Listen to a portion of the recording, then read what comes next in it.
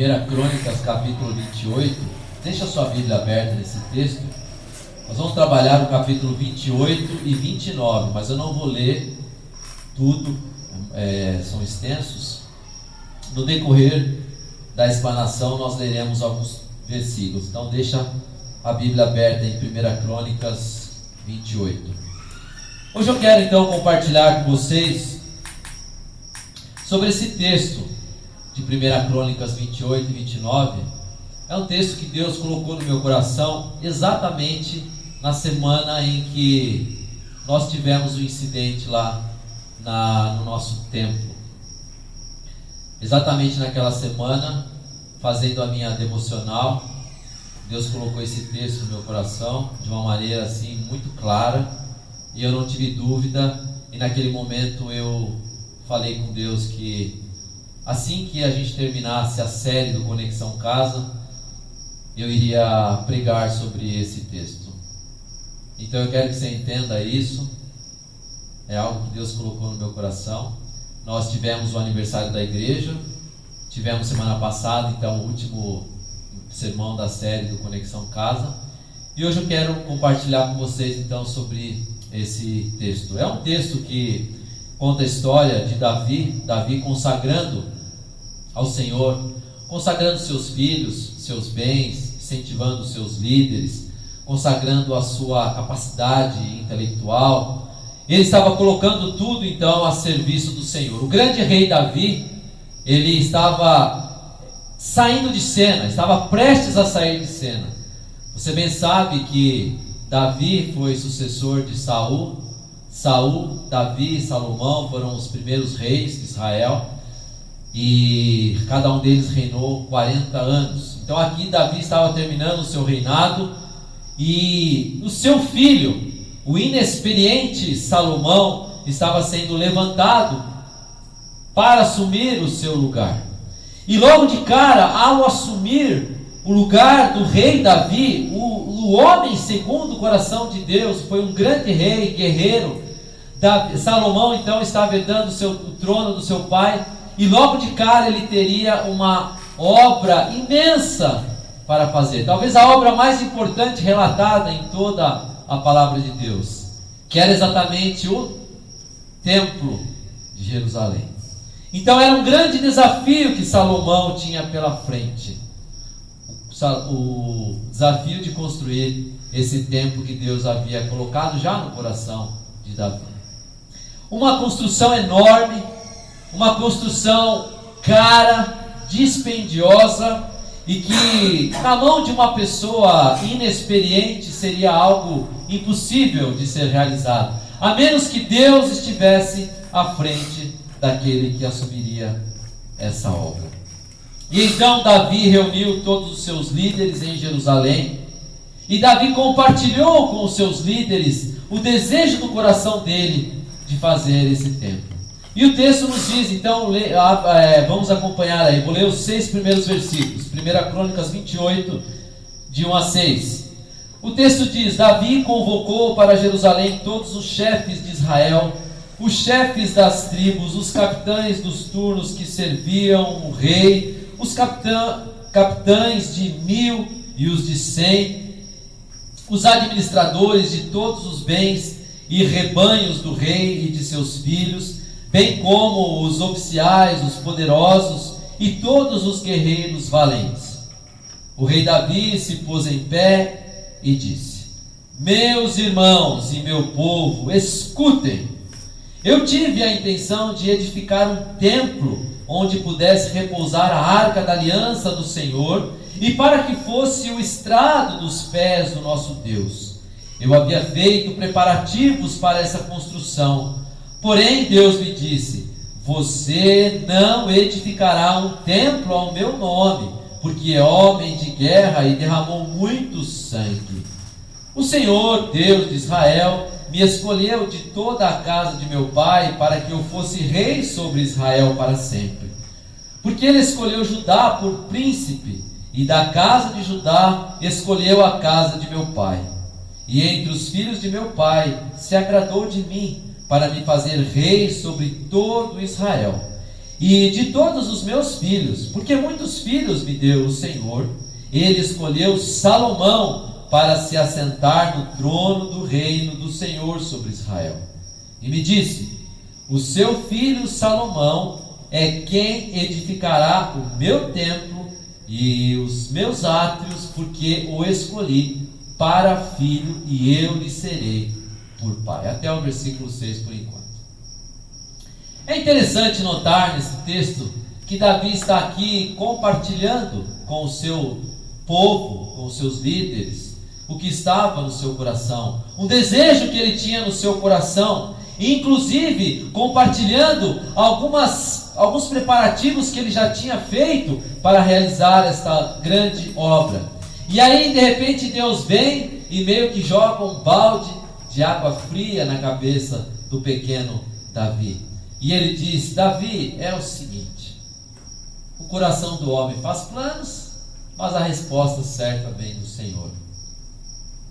Davi, não é você que vai construir o templo. Você é um homem de guerra, você derramou muito sangue, você cumpriu o seu papel. Agora é o teu sucessor, é o teu filho, é o Salomão, que vai ser responsável por essa obra. O Davi poderia ter reclamado com Deus, o Davi poderia ter ficado triste, não sabemos se ele ficou, o texto não conta isso para nós.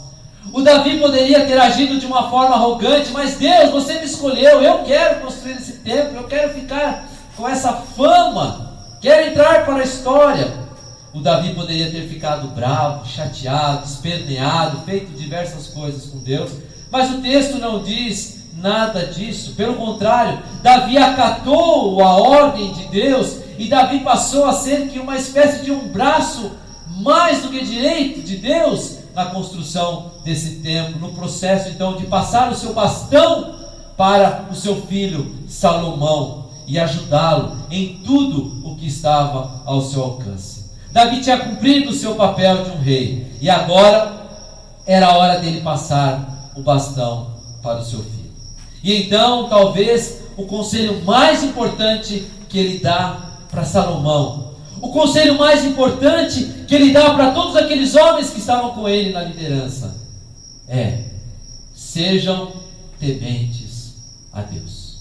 E o texto continua dizendo, versículo 8, 1 Crônicas 28, 8 a 10: portanto, agora diante de todo Israel, a congregação do Senhor, e diante do nosso Deus que me ouve, eu peço que vocês guardem e conheçam, preste atenção nisso, guardem e conheçam todos os mandamentos do Senhor seu Deus, para que vocês possuam esta boa terra e possam deixá-la como herança aos seus filhos para sempre. Quanto a você, meu filho Salomão, conheça o Deus de seu pai e sirva-o de coração íntegro e espírito voluntário, porque o Senhor esquadrinha todos os corações e penetra os desígnios do pensamento. Se você o buscar, ele se deixará achar por você, mas se você o abandonar, ele o rejeitará para sempre. Agora tenha cuidado, porque o Senhor o escolheu para edificar uma casa que sirva de santuário. Seja forte e mãos à obra. Sabe, irmãos, nesse tempo que nós estamos sem teto particular, estamos com teto emprestado, graças a Deus por isso. E nesse tempo que nós estamos aí correndo atrás dessa reforma, eu já disse isso no primeiro dia, eu fiquei extremamente preocupado, abalado, e eu questionei muito a Deus. Eu sou homem normal, igual vocês, tá? Eu sou anjo. E eu questionei Deus, eu falei: e aí, maluco? Qual é que é? Por que isso? Agora, a igreja indo bem, novos projetos, Conexão Casa, John Knox. Íamos começar as redes agora no mês de março, rede de homens, rede de mulheres, rede de casais. Tudo planejado no papel, tudo como eu nunca fiz antes, tudo bonitinho. E aí aconteceu isso. E aí eu falei, Deus, qual é que é? Por quê? É claro que eu nunca quis colocar Deus na parede, não tenho esse direito.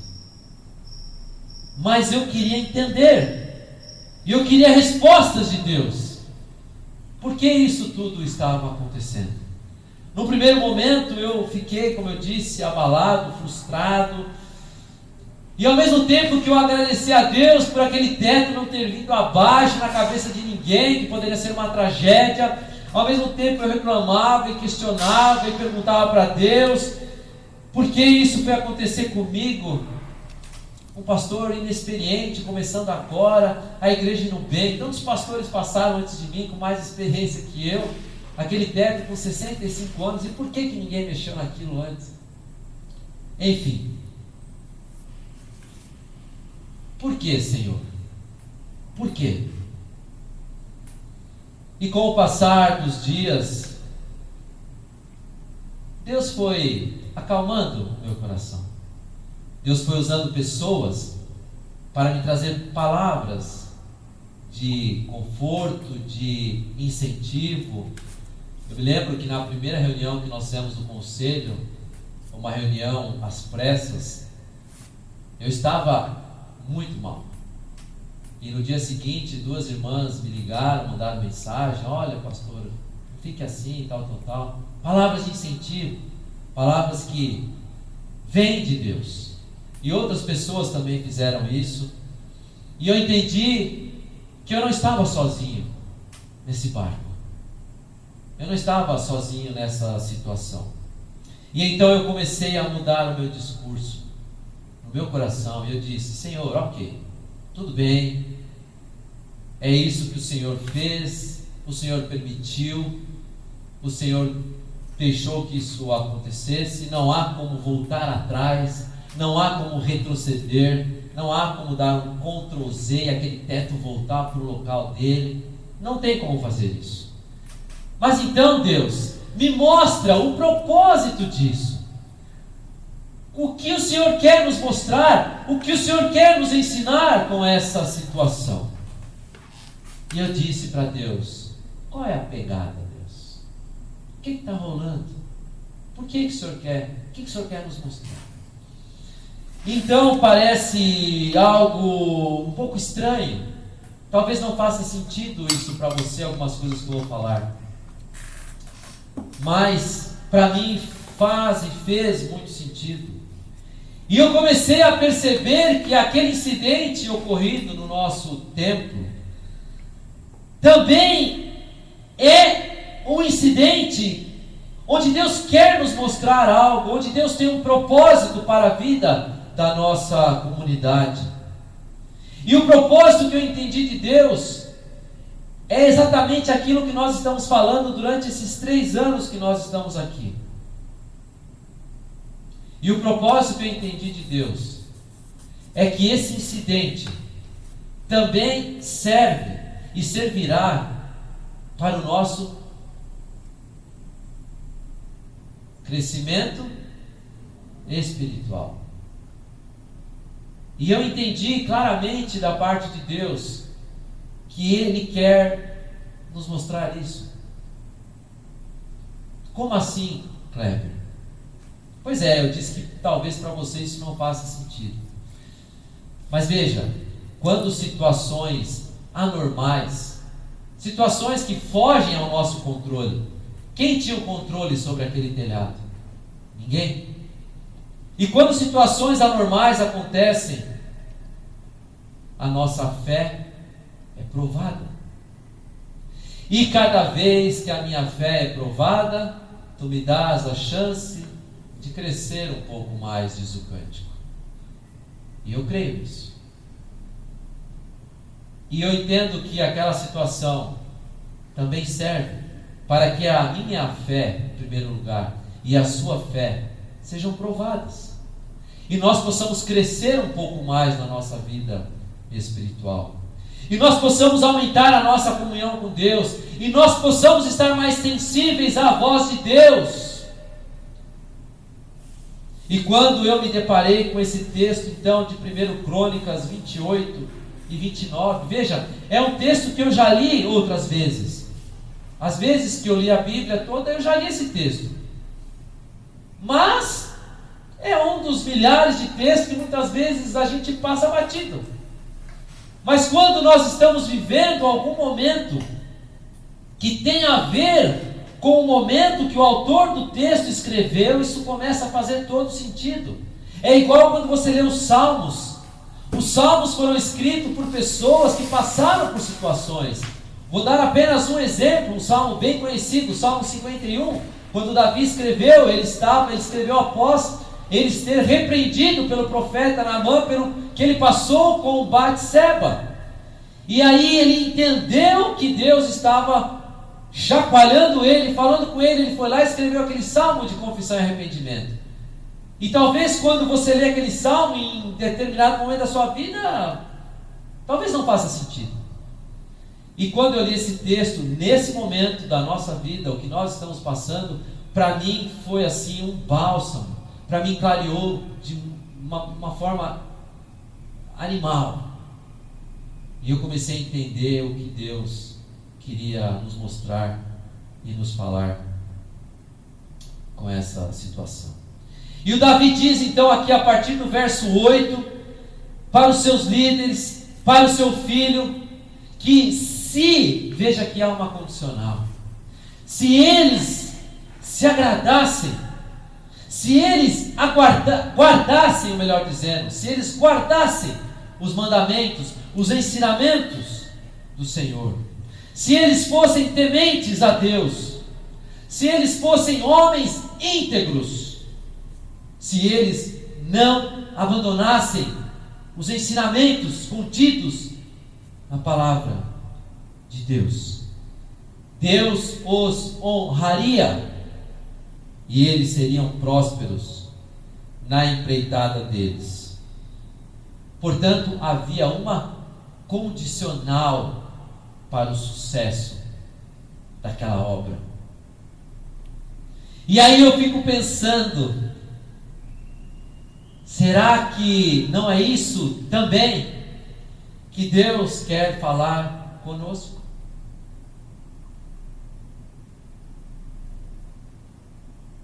Será que Deus também não está falando isso para mim, assim como falou para Davi?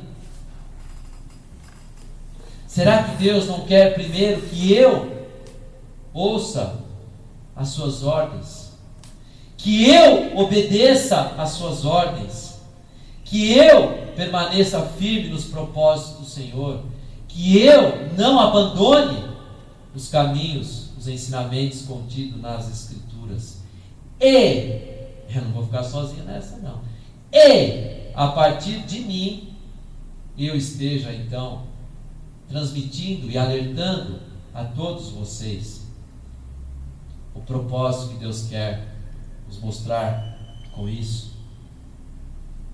E a partir de mim, então, eu ser um instrumento usado por Deus, assim como Davi foi um instrumento usado por Deus para incentivar e para alertar aquele povo e os seus filhos. Deus falou com Davi, e Davi falou com aquele povo.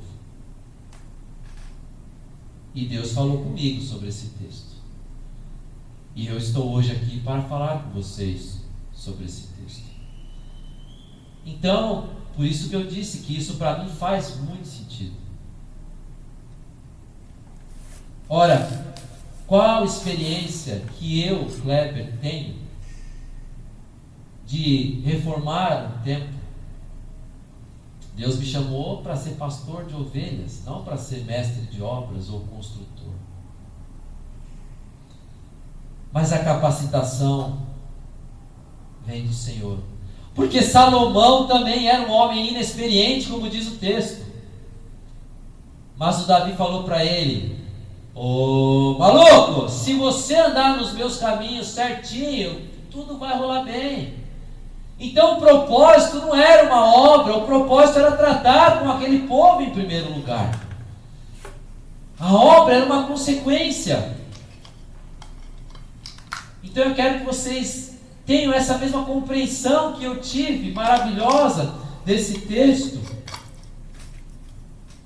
E então, se nós formos obedientes, se nós estivermos atentos aos ensinamentos contidos aqui na palavra de Deus, eu creio que nós seremos prósperos na nossa caminhada, inclusive na reforma do nosso templo, porque é Deus quem vai nos conduzir, Deus é quem vai nos capacitar, porque Deus é o Jeová Jiré, como cantamos. Eu não sei se você sabe de onde vem essa expressão Jeová Jiré. Se você não sabe, eu vou te lembrar ou te ensinar. Quando Abraão foi chamado por Deus para oferecer o seu filho Isaque em sacrifício, e naquela caminhada o Isaque fala para o Abraão: papai, eis a lenha, eis o cutelo, e aí, cadê o cordeiro? E aí o Abraão diz: Jeová Jiré. E aí, ao chegar lá, Abraão põe o Isaque. Na minha cabeça eu acho que ele amarrou o Isaque, para o Isaque não fugir, porque eu acho que o Isaque não ia ficar de boa lá. E a hora que ele levanta o facão para sacrificar o garoto, Deus fala: para. E aí aparece o cordeiro. E Abraão chamou aquele local de Jeová Jiré, o Deus provedor. Isso é Jeová Jiré. E hoje nós precisamos compreender e entender, como nós cantamos e como a Priscila orou: Deus proverá. Confia. Mas tem um papel a fazer. Não é simplesmente confiar. Simplesmente, entre aspas, confiar. Mas nós temos algo a fazer. E o texto, continuando, 1 Crônicas 28, agora o versículo 20. O texto diz: então Davi disse a Salomão seu filho: seja forte e corajoso e mãos à obra. Não tenha medo, nem fique assustado, porque o Senhor Deus, meu Deus, estará com você. Aleluia. Ele não o deixará, nem o abandonará, até que você termine todas as obras para o serviço da casa do Senhor. Uau! Sensacional. Quando eu li esse texto, irmãos, a minha vontade era de chorar, de pular, de gritar. Se eu fosse pentecostal, eu ia sair gritando pela rua: glória a Deus!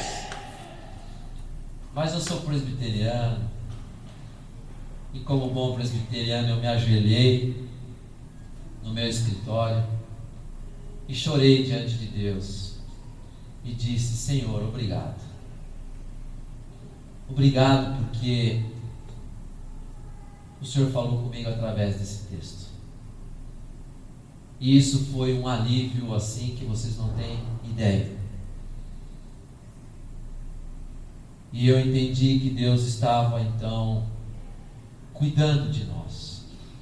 E Ele estava nos moldando, nos tratando e mostrando para nós e dizendo: essa é a pegada.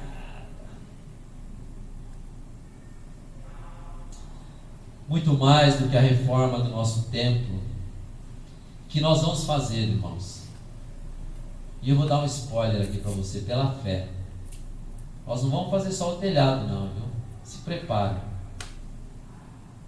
O telhado nós vamos fazer, o forro que é necessário, mas nós vamos pintar, nós vamos ampliar aquele altar, nós vamos deixar a nós vamos trocar aquele telhado da entrada do prédio, está todo quebrado. Nós vamos fazer tudo isso. E você vai ver a casa de Deus linda e maravilhosa, porque Ele merece. E eu creio que não é só essa reforma então que nós precisamos, é muito mais. O que Deus quer é reformar o nosso coração, porque nós estamos em obras. E Deus quer fazer uma reforma do meu coração e do seu coração. Obras fisicamente e espiritualmente no coração de cada um de nós. E depois que Davi dá uma pastoral, tipo essa aqui, né, na galera toda lá, ele demonstra mais uma vez então o seu grande amor por Deus, o seu grande amor pela casa de Deus, oferecendo então a sua ajuda pessoal e desafiando toda a congregação a fazer o mesmo. Afinal, falar não é o suficiente, mas é preciso dar exemplo. Veja agora comigo 1 Crônicas 29, de 1 a 9.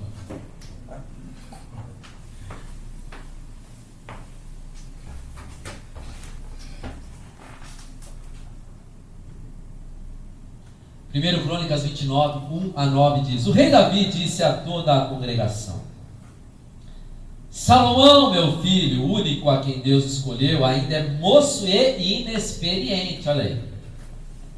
E esta obra é grande, porque o palácio não é um palácio para homens, mas é um palácio para Deus. Portanto, com todas as minhas forças, já preparei para o templo de meu Deus ouro para as obras de ouro, prata para as de prata, bronze para as de bronze, ferro para as de ferro e madeira para as de madeira, pedras de ônix, pedras de engaste, pedras de várias cores, de mosaicos e todo tipo de pedras preciosas, e mármore, e tudo em abundância, ainda porque amo o templo de meu Deus, o ouro e a prata particulares que tenho dou para o templo de meu Deus, além de tudo que preparei para o santuário, 100 toneladas de ouro, do ouro de Ofir, e 240 toneladas de prata purificada, para cobrir as paredes das casas, ouro para os objetos de ouro, e prata para os de prata, e para toda a obra de mão dos artífices. Quem, pois, está disposto hoje a ofertar com generosidade para o Senhor? Verso 6. Então os chefes das famílias, os chefes das tribos de Israel, os capitães de 1000, os de 100 e até os administradores da obra do rei fizeram ofertas voluntárias e deram para o serviço da casa de Deus 120 toneladas de ouro, 10.000 barras de ouro, 340 toneladas de prata, 612 toneladas de bronze e 3.400 toneladas de ferro. Os que possuíam pedras preciosas as trouxeram para o tesouro da casa do Senhor, a cargo de Jeiel, o Gersonita. O povo se alegrou com tudo que fez voluntariamente, porque de coração íntegro fizeram ofertas voluntárias ao Senhor. Também o rei Davi se alegrou com grande júbilo. Talvez isso pareça meio aproveitador da minha parte, né? Pegar esse texto, falar nesse momento para vocês, mas eu não queria que você pensasse assim. Não é esse o objetivo de verdade. Aliás, eu nem sou adepto da teologia da prosperidade. Esse texto Deus colocou no meu coração, e eu já confessei para vocês e repito, eu tenho muita dificuldade em falar sobre dinheiro no púlpito. Não é errado, mas eu tenho dificuldade. É indigesto. Eu particularmente não gosto, mas é um assunto difícil, mas que está na Bíblia e nós precisamos falar e precisamos obedecer. Portanto, não me leve a mal, por favor, eu estar falando isso hoje. Se você ler o texto todo na sua casa depois, 1 Crônicas, o 28 e o 29, você verá que Davi contribuiu de 4 maneiras ali para o templo. Primeiro, o próprio projeto em si. O capítulo 28, a partir do verso 11, nós não vamos ler, mas o Davi, ele tinha um projeto, a planta que definia como ia ser a estrutura, onde ia ser os objetos. Ele tinha uma planta, um projeto daquele templo, e ele oferece aquilo ao Salomão.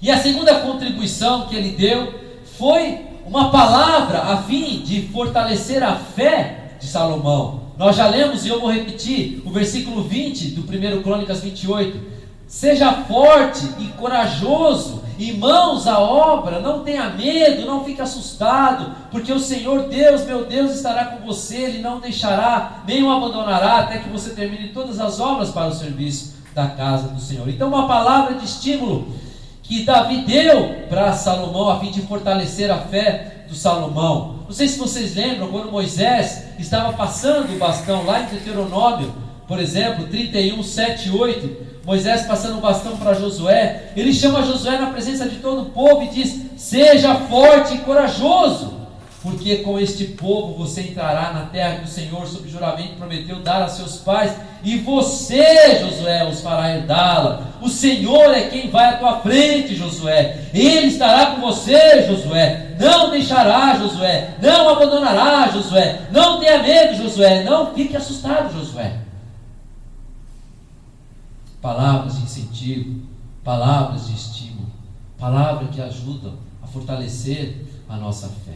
E a terceira contribuição que o texto aqui nos fala, voltando para 1 Crônicas 28 e 29, é que Salomão, ele recebeu do seu pai Davi um grupo de pessoas para trabalhar naquela obra. Talvez você não seja alguém que possa literalmente pôr a mão na massa nessa obra, mas talvez você possa fazer como muitos dos nossos irmãos estão fazendo, como a Silmara fez os quitutes, como a Célia fez o tapete, como o Rogério doou os perfumes, como a Cris está fazendo os vasos, e assim por diante. E talvez você possa ser pessoas que Deus está usando e irá usar para abençoar esta causa. Porque nós falamos que Deus é o Jeová Jiré, mas Ele não vai fazer cair dinheiro do céu. Eu nunca vi isso. Mas Ele usa pessoas. E talvez você seja usado nesse sentido. Talvez você não tenha talento nenhum para fazer quitutes ou artesanato. Mas você sabe orar? Quem aqui sabe orar? Levanta a mão. E jejuar? Aí ficou mais difícil, né? Diminuiu. Eu não dou conta. Dá. Se você não está grávido, eu acho que não tem ninguém aqui grávido. Se você não tem uma doença grave, diabetes meio hard, você dá conta. Dá conta. Então, ore, jejue por essa causa, jejue por este momento que nós estamos vivendo. Faça um propósito no seu coração e seja usada por Deus para este momento, para esta obra. E a quarta contribuição de Davi para Salomão foi a própria provisão de valores que ele havia juntado, porque ele já tinha no coração de fazer esse templo, e questões e riquezas pessoais e particulares do próprio rei Davi. O verso 3 do capítulo 29 dizia: ainda porque amo o templo de meu Deus, o ouro e a prata particulares que tenho dou para o templo de meu Deus, além de tudo que preparei para o santuário. Essa também é uma maneira que você e eu podemos ajudar. E o Davi não parou por aí. Além de oferecer as suas quantias generosas do seu próprio bolso, ele foi exemplo, ele estimulou os outros a fazer o mesmo. Ele desafiou a sua congregação, a sua liderança, o seu povo a fazer o mesmo. Então qualquer semelhança é mera coisa. E o texto fala então que eles entenderam o apelo de Davi e ofertaram de bom grado. O versículo 9 diz que o povo se alegrou. O povo se alegrou com tudo que se fez voluntariamente, porque de coração íntegro fizeram ofertas voluntárias ao Senhor. Também o rei Davi se alegrou com grande júbilo. Eu quero ler um comentário do teólogo Warren Wendell Wiersbe, que ele faz sobre esse texto, eu achei muito legal. E ele diz, abre aspas, Davi garante ao Senhor que as ofertas vieram do fundo do seu coração e do coração de seu povo, e foram entregues com alegria e sinceridade. O rei ora, pedindo que seu povo tenha sempre um coração cheio de generosidade, gratidão e alegria, e que seja sempre fiel a seu Deus. Em outras palavras, continua o Dr. Wiersbe, Davi deseja que eles adorem somente ao Senhor e que não transformem as riquezas no seu Deus. Fecha aspas. Concluindo então, irmãos, como eu disse, eu quero deixar bem claro, eu não sou adepto da teologia da prosperidade. Quanto mais você dá, mais você recebe. Eu não faço coro com quem prega isso. Respeito, mas não concordo. E não prego. E não falo. E não... Enfim. Não sou adepto a essa teologia. Então, se você acha que quanto mais você der, mais você vai ser abençoado, você se vê aí e se acerte com Deus. Eu não vou ensinar isso para você. A minha intenção hoje aqui, a partir desse texto que Deus colocou no meu coração, é basicamente encorajar vocês a duas situações. Primeira, obviamente não poderia ser diferente, que você seja um dizimista fiel. Simples assim. Um dizimista fiel. Eu creio que se todos os membros da igreja forem dizimistas fiéis, nós não precisamos nem fazer campanhas. Nós temos um relatório que foi feito pelo Tonico, nosso assessor financeiro da tesouraria, que vai ser apresentado na Assembleia. Nesse ano de 2024, só para dar uma ideia, nós tivemos 120 pessoas, dentre todos os membros da igreja, que em algum momento deram algum dízimo. Glória a Deus por isso. Porém, das 120, apenas 46 conseguiram dar 12 meses, ou seja, conseguiram manter uma fidelidade. Então, é um número baixo para uma igreja de 200 membros. E eu desafio você, a partir do texto, a partir do Jeová Jiré, a gente fala amém, a gente canta, mas a hora que é para agir, vamos agir, irmãos. Senão não adianta eu falar e dizer que eu creio, mas eu não ajo. É a mesma coisa eu pregar aqui para vocês e na minha casa eu não orar, na minha casa eu não jejuar, e eu não dar o meu dízimo, não ser um exemplo. Isso é hipocrisia. E vocês podem me cobrar disso. E eu dou toda a liberdade. Porque senão a gente fala, mas não vive. Então, irmãos, você que é membro da IPI de Fernandópolis, reflita sobre isso. Pense nisso com muito carinho. Talvez seja isso que Deus quer dizer e mostrar para você. Ah, um teto caiu e você vem falar disso. É o que Deus colocou no meu coração. Talvez é isso que Ele quer mostrar. Entenda, a palavra de Deus, ela é atual.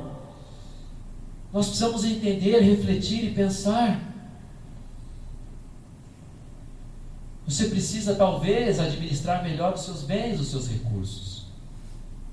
Deus nos criou para ser mordomos. O que é um mordomo? É aquele que administra os recursos que Ele mesmo dá para nós. Ou você acha que Deus não sabe o quanto você precisa para viver? É claro que Ele sabe, mas você precisa ser um bom mordomo. Portanto, eu não quero que você saia daqui fazendo loucura financeira, deixar de pagar suas contas. Não faça isso, por favor. mas seja um bom mordomo. Viva de acordo com aquilo que você recebe. Saia daqui com um propósito no coração. Eu quero ser um dizimista fiel. Não apenas um dizimista esporádico, mas fiel. Fiel na minha contribuição mês a mês. E Jeová Jiré, o Deus provedor, irá prover na minha casa.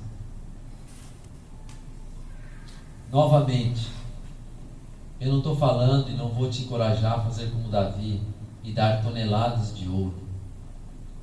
Talvez você nem tenha isso. Mas não é para você sair fazendo loucura, dando tudo. Tem igreja que também prega isso. Cuidado.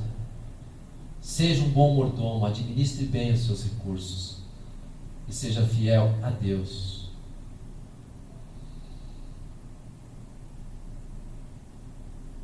Segunda coisa que eu quero encorajar você, e essa é mais importante,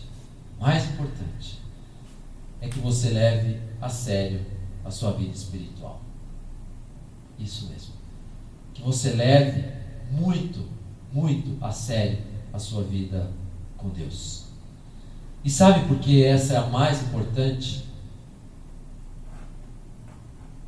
Porque quando eu levo a sério a minha vida espiritual, as outras coisas vêm a reboque. É assim que fala? Certa vez eu vi o pastor Hernandes Dias Lopes. O pastor Hernandes tem um pouquinho mais de conhecimento que eu.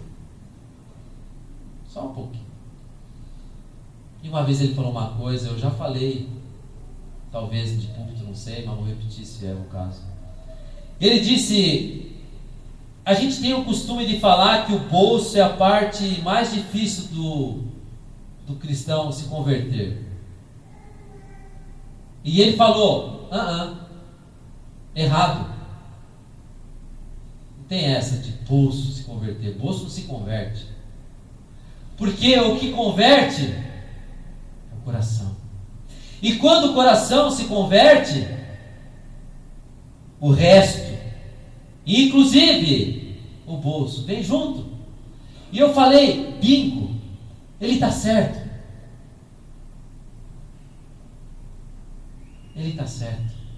E por isso que eu digo que o que mais eu quero estimular você nesta noite, a partir desse texto, é aquilo que Davi estava estimulando Salomão e os seus liderados. Sejam tementes, sejam íntegros, não abandonem os caminhos do Senhor, sejam firmes nos propósitos que Deus ensinou vocês.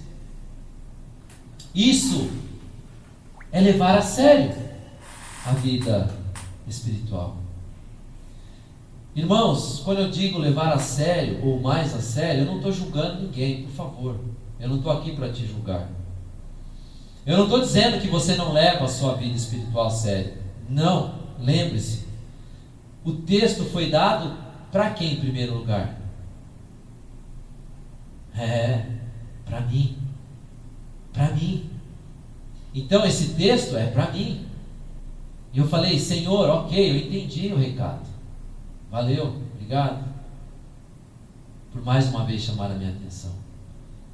Me ajude.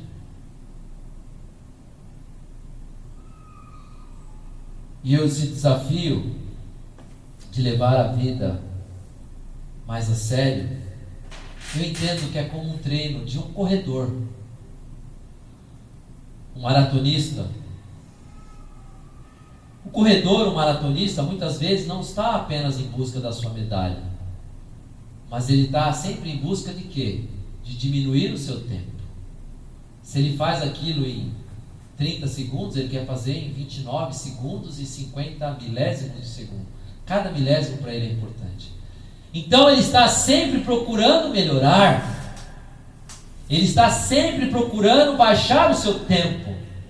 A vida do cristão é assim. Eu tenho que estar sempre procurando melhorar. Eu não posso simplesmente falar: cheguei no ápice, já consigo jejuar 24 horas, já consigo orar 1 hora por dia, já consegui ler a Bíblia inteira, estou legal. Não. Levar a vida cristã mais a sério é sempre estar em busca de algo mais. Sempre subir um degrau. Não tem, é um degrau que não tem fim. Uma escada que não tem fim. Aliás, ela tem fim. Sabe qual que é o fim? O céu. Quando você estiver na horizontal, dentro de um caixão, aí você fala: combati o bom combate, acabei a carreira, guardei a fé. Mas até o último momento, nós precisamos buscar esse crescimento. Então é isso que o texto falou comigo. E é esse o desafio que eu quero deixar para você. A vida cristã nunca tem limite. Nunca esteja satisfeito com a sua vida cristã. Sempre há espaço para melhorar. Quanto a você, meu filho Salomão, o Davi disse: conheça a Deus, conheça o Deus de seu pai e sirva-o de coração íntegro e espírito voluntário. Se você o buscar, ele se deixará achar por você. Se você o buscar, ele se deixará achar por você. Mas se você o abandonar, ele rejeitará você para sempre. Isso é levar a vida espiritual mais a sério, irmãos. De todo o meu coração, eu espero que você tenha entendido o recado de Deus para nós nessa noite. Eu não estou aqui para julgar você. Eu não estou aqui para atacar pedra em você. Mas eu estou aqui como seu pastor, chamado por Deus, para alertar e para cuidar das ovelhas que Ele colocou sob o meu cuidado. Esse é o meu papel. E eu faço isso com muito temor, tremor e amor, porque eu amo muito vocês, de coração. Deus abençoe a sua vida.